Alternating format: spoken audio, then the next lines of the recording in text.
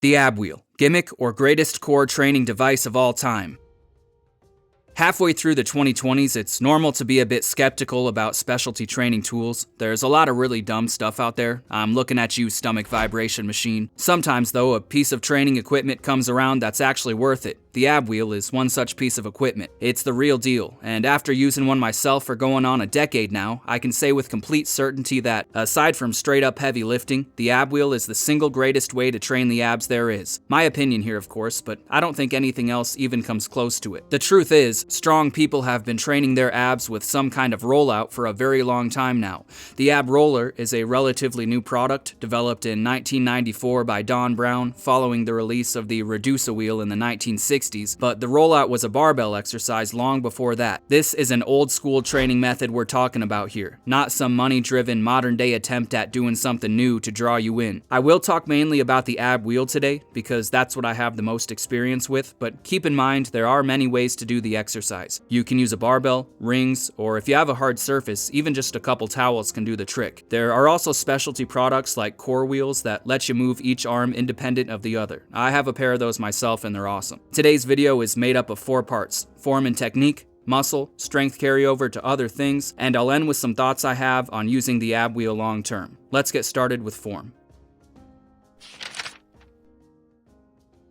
The easiest way to visualize the technique is to think of the ab wheel rollout as a straight arm pushdown like you do with a cable combined with a hip hinge. The only actual movement happening will be at the shoulders and the hips. Arms starting straight out in front of you, hips bent, arms overhead, hips extended, and back again. There are 2 main variations of the movement, on the knees and standing, and with each of these you can move the ab wheel straight ahead or out to the sides. The best place to start is with the standard straight ahead variation done in a kneeling position. It's the easiest, and you can apply the technique you learn from it to the other variations. The goal with the movement is to roll the ab wheel as far forward as you can while preventing any and all spinal movement, no arching or flexing. To do that, you'll need to get as much muscle involved as you can. I like to think of 3 things: lats, abs, and glutes. More specifically, I think lats and abs down, glutes up. When bracing my lats, I also think about shoulder positioning. I'll go over that too. Starting with lats down, this part can be tricky at first, but with time it will become second nature. There are 2 recommendations I have for connecting with your lats. The first is simple. You know those guys who walk around with imaginary lat syndrome, ILS for short, flaring their arms way out to the sides because they think it makes them look tough? Well, you can actually use that to get your lats fired up. Bring your arms out to the sides, making sure not to shrug your shoulders, and flex the space right under your armpits.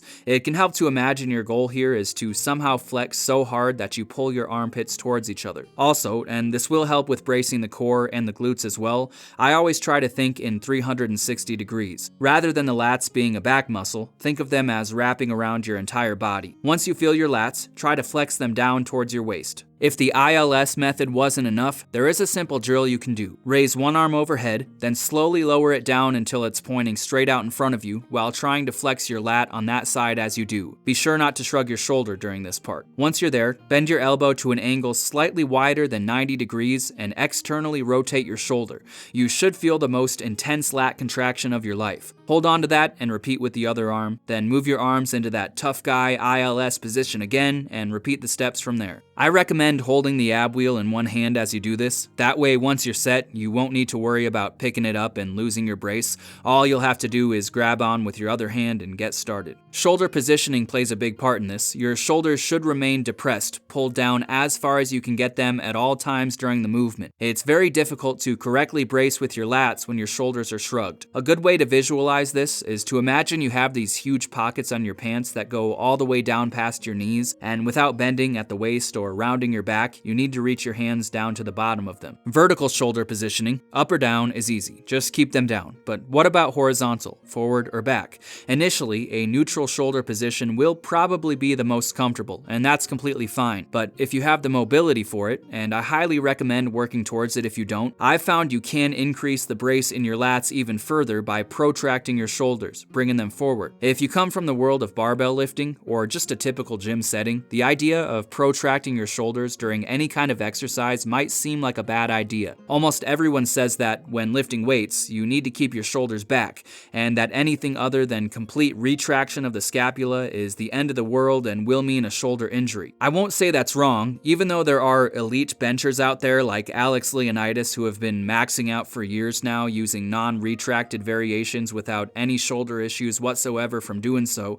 I'd still recommend a retracted position for most lifters on a bench press, but this is kind of beside the point. While knowing that benching massive weights without retraction is possible, and probably isn't as terrible as it's been made out to be, might get rid of some of the fear surrounding the topic, the ab wheel is a bodyweight exercise, so let's focus on the extreme end of that. Elite calisthenics skills. 9 times out of 10, if you see someone doing a full planche, their shoulders will be protracted.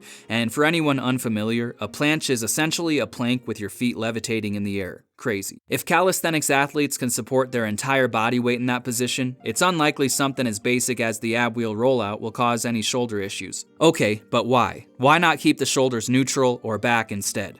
Well, sticking with calisthenics skill athletes, there are many reasons why they choose a protracted position, but rather than turning this into a video about shoulder protraction, I'll just end this part with something I learned from Monster Strength, one of the best calisthenics static skill guys in the world. When doing any type of static skill, you can get more muscle involved by fighting against gravity. Like with a planche, when setting up for an ab wheel rollout, gravity wants to pull your shoulders into a retracted position to pull your chest down closer to the ground. It's the position of least resistance. By putting yourself into a protracted position, you'll be doing the opposite of what gravity wants, which requires you to engage more muscle. Long story short, using a protracted shoulder position during the ab wheel rollout will engage more muscle and will lead to a stronger brace. Altogether, that becomes flex the lats, shoulders down and forward, lats move down towards the waist. You'll have to find what works for you, and like I said earlier, there's nothing wrong with using a neutral shoulder position, but it could be worth working towards the shoulders forward option at some point down the road. Moving to the abs, I recommend bracing for the ab wheel rollout like you would for heavy lifting by using the Valsalva maneuver. Some guys recommend sucking in your stomach like you would for a stomach vacuum when doing the exercise,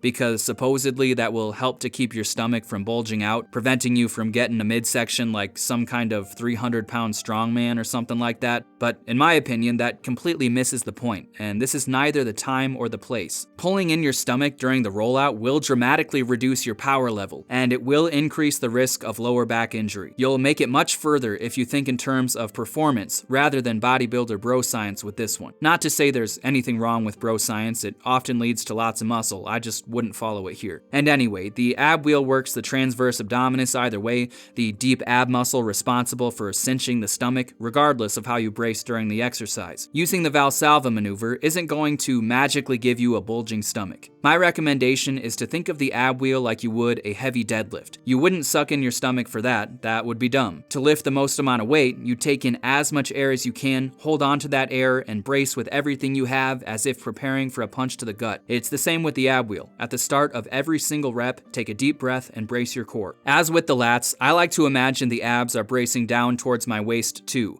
So far, that's shoulders down and forward to increase lat activation, lats and abs down. That leaves the glutes. Once your lats and abs are set, flex your glutes as hard as you can and try to flex them up towards your waist. Because your hips will be in a flexed position at the start of the movement, you won't be able to fully engage your glutes until partway through the rep, but focusing on them from the start will make a difference. If you're having trouble with the glutes, you can reset at the top of every rep, lifting the ab wheel off the ground and extending your hips, getting a feel for that brace again before initiating the movement. Altogether, that's shoulders down and forward, again to increase lat activation, lats and abs down, and glutes up. Once you're set, all that's left to do is roll the ab wheel forward, letting movement happen as a result of your hips extending and your arms reaching overhead, then bring it back. Initiate the roll back to the starting position by pulling with your lats. Don't shift your weight back, don't round or extend your spine, simply use your lats to pull the ab wheel back towards you. As I mentioned earlier, this should resemble a straight arm pushdown paired with a hip hinge. If you want to intensify the contraction in your abs, you can round your back a bit at the very top of the rep and do somewhat of a crunch motion, but this isn't necessary, and your main focus should be on keeping the spine rigid during at least most of the movement, and that's really all there is to it. Once you have the basic version down, you can start working with the side-to-side version as well. Rather than straight ahead, move the ab wheel ahead of you at an angle to one side. When doing this, I like to think in 4 parts: out to the left, to the front, to the right, back to the front again, and repeat. You can just do reps to one side at a time if you'd like to. Before moving on to the standing rollout, I will say if the kneeling version is too difficult, you can lower the intensity by using a smaller range of motion. The best way to do this is to set up near a wall. Position yourself as close to the wall as you need and roll into it. Over time, slowly move yourself further away from the wall until you no longer need it. This is much better than just doing manual half reps in my opinion. Progress is easy to track this way, just mark how far you are from the wall every workout, and in general, breaking up the lifting and lowering parts of a movement with a hard stop when using partial ranges of motion is often the better way to go. For example, typically a high box squat is a better option than doing a standard quarter squat. Now let's move on to the standing rollout. This is a very advanced exercise, and anyone who can do it with completely perfect form is a beast in my opinion. Shout out to Steve Calamars for sending me footage for this video. His standing rollout is a work of art, and I knew I had to show it off today. The movement is essentially the exact same thing as a kneeling rollout, you'll just be on your feet rather than your knees. One bonus though, in addition to everything I went over before, with a standing rollout, you can also bring your quads into the movement to increase your brace even further. You do this by flexing your quads, keeping your knees locked out, while, like the glutes, having the intention of flexing them up towards your waist. You won't be able to fully utilize your quads until you're partway through the movement, because at the top of the rep your knees will be at least slightly bent, but once you move beyond the top position, adding this extra layer to your brace can make a big difference. The movement is done in exactly the same way as the kneeling version. Move the ab wheel as far out in front of you as you can, then bring it back by pulling with your lats. Because the exercise is so difficult, it can be tough to jump straight into it from the kneeling version. Lucky for us, there's a great exercise you can use to bridge the gap: standing rollout negatives. Roll the ab wheel out from a standing position, and once you reach the end, allow your knees to drop to the ground and complete the concentric part of the rep from a kneeling position, standing on the way out, kneeling on the way back. My main advice with these is to go slow on the way down and focus on your brace above everything else. Also, do your best to hold on with everything you have for as long as you can before allowing your knees to drop. Eventually you'll reach the point where you can hold the end range standing position for time, and at that point the full standing version shouldn't be too far off. Now that we've discussed how to do the movement, let's talk about muscle. There's a lot to say. To start, as the name suggests, the ab wheel builds the abs, and it's as close to complete development as you're likely to get from a single exercise. The rectus abdominis, the six-pack, is worked top to bottom. Yes, it even hits those hard-to-reach lower abs, usually only developed with things like leg raises. As I mentioned earlier, the ab wheel also works the transverse abdominis, the deep ab muscle often referred to as the lifting belt or the corset muscle, for its ability to keep your stomach looking tight and to increase intra-abdominal pressure, making you better able to brace your core, increasing trunk stability. The ab wheel also works the obliques, especially when you roll out to the sides. And to top it all off, it works each of these things in a somewhat stretched position, and we all know the effectiveness of the weighted stretch. If I go too long without doing the movement, that ab stretch always surprises me, and I end up with complete soreness from my waist to my ribs. It's pretty great. The abs, the front side of the core, get most of the work, but you will also get some work for the back side of it, the spinal erectors. Picking something heavy up off the ground or any type of loaded hip hinge will always be the better choice if the goal is maximum growth for the spinal erectors, but the ab wheel is a good way to get some extra easy volume in. Like with a hanging leg raise, the hip flexors are also put to work, which can improve general athletic performance. The same can be said for the glutes. Again, you shouldn't expect to build a massive booty with the exercise, but when paired with other heavy movements like squats and deadlifts or any kind of sandbag lifting, the extra volume does add up. The lats and mid-back are worked as they stabilize the spine on the rolling out part of the movement, and the lats are basically your prime movers on the way back up. Again, like they are during a straight arm pushdown. If the ab wheel was only one thing, I'd say it's an ab exercise, but if it's two things, it's definitely abs and lats. A good deal of shoulder mobility is required, so the rotator cuff will be strengthened, as will the front delts. And last, I've found particularly when using a protracted shoulder position, you'll even get some work for the chest. That's a lot of muscle for one movement. Now let's talk about strength carryover to other exercises. I sincerely believe the ab wheel is the greatest core accessory there is for heavy lifting. It forces you to use your core, really most of your body, lats, abs, and glutes, in the exact same way you would when lifting heavy weights. Think about a deadlift. It's basically the same thing. You pack your lats down, take a deep breath and brace your core, and flex your glutes as you approach lockout. The function of the core during any kind of typical heavy movement like a squat, a deadlift, or a sandbag lift from the ground or the lap is to keep the trunk rigid to prevent movement of the spine. The rollout lets you train this function through a long range of motion for high reps without wearing you down like a heavy exercise would. Picking heavy things up off the ground is the best, but you can only do that so much before you run into recovery issues. The ab wheel lets you focus on the most important part of that without running yourself into the ground. For true complete core strength, you'll want to add other exercises focused on things like twisting or bending sideways, but for straight up carryover to the heaviest movements, it's tough to beat the ab wheel. Lifters can debate the most important part of lifting heavy things all day. Upper back strength, leg strength, biceps, or grip for awkward objects. It's all important, but strength often comes down to the core.